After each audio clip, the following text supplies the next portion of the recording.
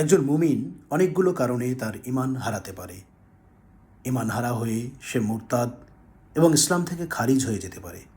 এর মধ্যে অন্যতম একটি কারণ, প্রধানতম একটি কারণ হচ্ছে আশিরক ফি ইবাদাতিল্লাহ, তথা আল্লাহর ইবাদতের শরিক বা অংশীদার স্থাপন করা। আল্লাহর ইবাদতে শরিক বা অংশীদার স্থাপন করা এটি বিভিন্নভাবে হতে পারে। এর মধ্যে কয়েকটি বিষয় নিয়ে আমরা আলোচনা করব। এক, ইবাদত পাওয়ার একমাত্র উপযুক্ত সত্তা আল্লাহ তাআলাকে না মেনে তার সাথে আর কাউকে যোগ্য বলে মনে করা, অথচ আল্লাহ রাব্বুল আলামিন সূরা বনী ইসরাঈলের ৩৯ নম্বর আয়াতে বলেছেন, আল্লাহ তাআলার সাথে অন্য কোনো উপাস্য স্থির করো না, তাহলে নিন্দিত ও বিতাড়িত অবস্থায় জাহান্নামে নিক্ষিপ্ত হবে।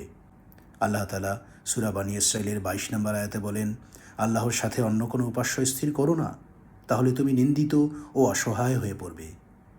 তিনি আরও বলেন, যে কেউ আল্লাহর সাথে অন্য উপাস্যকে ডাকে, যার কোনো সনদ তার কাছে নেই, কোনো প্রমাণ তার কাছে নেই, তার হিসাব তার পালনকর্তার নিকটে রয়েছে, নিশ্চয়ই কাফিররা সফল কাম হবে না। সূরা মুমিনুন ১১৭।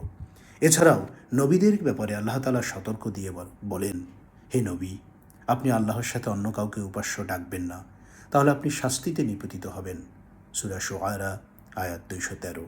উল্লেখিত আয়াতে নবী করিম সাল্লাল্লাহু আলাইহি সাল্লামকেও জাহান্নামের ভয় দেখানো হয়েছে, অথচ নবীদের জাহান্নামী হবার কোনো সম্ভাবনা নেই। সুতরাং এই আয়াত থেকে বোঝা যায়, যারা পীর, অলিয়া উলিয়া বা কোনো কবরবাসীকে ডাকে, তাদের ইবাদত করে, তারা ঈমান হারাবে এবং জাহান্নামী হবে, কারণ উক্ত কাজ স্পষ্ট শিরক। আর এ ধরনের শিরক মুমিনকে ঈমানহীন করে দেয়। ২, মৃত ব্যক্তির নিকট কিছু চাওয়া বা অনিষ্ট থেকে বাঁচার জন্য দোয়া করা শিরকে আকবার তথা বড় শিরক। কোনো মুমিন যদি এ কাজ করে, তবে তার ঈমান বিনষ্ট হয়ে যাবে, কারণ ভালো মন্দ দেওয়া বা না দেওয়ার মালিক একমাত্র আল্লাহ তাআলা। তিনি সূরা মায়েদা ৭৬ নম্বর আয়াতে বলেন, হে নবী, আপনি বলে দিন, তোমরা কি আল্লাহ ব্যতীত এমন বস্তুর ইবাদত করো যে তোমাদের উপকার বা অপকার করার কোনো ক্ষমতাই রাখে না? অথচ আল্লাহ তাআলা সব শোনেন এবং জানেন। আল্লাহ নবী সাল্লাল্লাহু আলাইহি ওয়াসাল্লাম নিজেই নিজের উপকার বা অপকার কিছুই করতে পারতেন না বলে কোরআনে প্রমাণ মিলে। আল্লাহ রাব্বুল আলামিন কোরআনুল কারীমের সূরা আরাফের ১৮৮ নম্বর আয়াতে বলেন, হে নবী, আপনি বলে দিন, আমি আমার নিজের কল্যাণ সাধনের কিংবা অকল্যাণ সাধনের মালিক নই। তাই ঘটে যা তিনি চান। আল্লাহ তাআলা সূরা রাদের ১৬ নম্বর আয়াতে বলেন, হে নবী, বলুন, তবে কি তোমরা আল্লাহ ব্যতীত এমন অভিভাবক স্থির করেছ যারা ভালো ও মন্দের মালিকও নয়? আল্লাহ তাআলা সূরা আনআমের ১৭ থেকে ১৮ নম্বর আয়াতে বলেন, আল্লাহ যদি তোমাকে কোনো কষ্ট দেন, তবে তিনি ব্যতীত তা অপসারণকারী কেউ নেই। পক্ষান্তরে যদি তিনি তোমার মঙ্গল করেন, তবে তিনি সব কিছুর উপর ক্ষমতাবান, তিনিই তার বান্দার উপর মহাপরাক্রমশালী।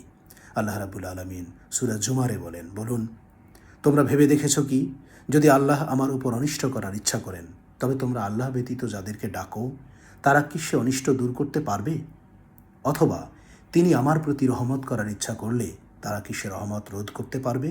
বলুন, আল্লাহ তাআলাই আমার জন্য যথেষ্ট। এবং আল্লাহ তাআলার উপরে প্রকৃত পক্ষেই যারা নির্ভরকারী, তারা শুধু আল্লাহ তাআলার উপরেই নির্ভর করে।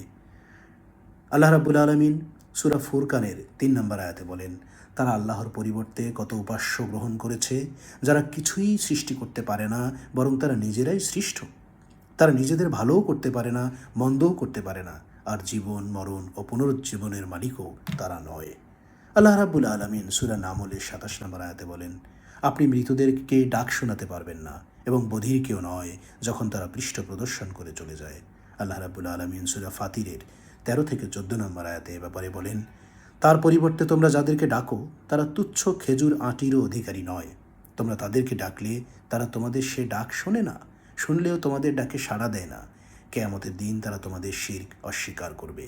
বস্তুত আল্লাহ তাআলার ন্যায় কেউ তোমাদেরকে অবহিত করতে পারবে না। ৩, মৃত ব্যক্তির নিকট সাহায্য চাওয়া বা কাউকে বান্দা নেওয়াজ, গরিবের নেওয়াজ, গাউসুল আজম মনে করাও বড় গুনাহের অন্তর্ভুক্ত বা শিরকে আকবরের অন্তর্ভুক্ত, যা মানুষকে ইসলাম থেকে খারিজ করে দেয়। মহান আল্লাহ তাআলা বলেন, তোমরা তো আল্লাহর পরিবর্তে কেবল প্রতিমারই পূজা করছো এবং মিথ্যা উদ্ভাবন করছো। তোমরা আল্লাহর পরিবর্তে যাদের ইবাদত করছো, তারা তোমাদের রিজিকের মালিক নয়। কাজেই আল্লাহর কাছে রিজিক তালাশ করো, তাঁর ইবাদত করো ও তাঁর কৃতজ্ঞতা প্রকাশ করো। তাঁরই কাছে তোমাদের প্রত্যাবর্তন করতে হবে। সূরা আনকাবুত ১৭ নম্বর আয়াত। আল্লাহ রাব্বুল আলামিন সূরা আহকাফে 5 নম্বর আয়াতে বলেন, যে ব্যক্তি আল্লাহর পরিবর্তে এমন বস্তুর উপাসনা করে যে কিয়ামত পর্যন্ত তার ডাকে সাড়া দিবে না, তার চেয়ে অধিক পথভ্রষ্ট আর কে?